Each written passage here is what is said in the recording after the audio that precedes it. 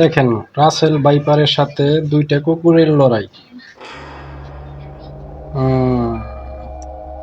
কুকুরগুলা সাপটার আক্রমণ করতে চাইতেছে।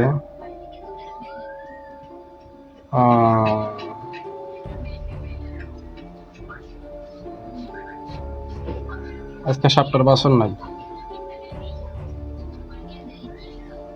দেখ কেমন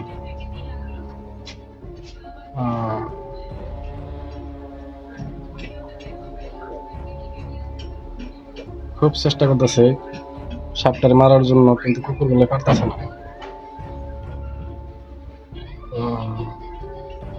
সাপটা কিন্তু বলতেছে সাইডে দে, মা কাইন্দা বাসে, এই অবস্থায়।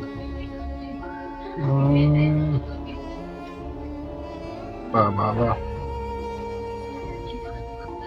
এই দড়ির উপর আছে, কাজ হইতেছে না।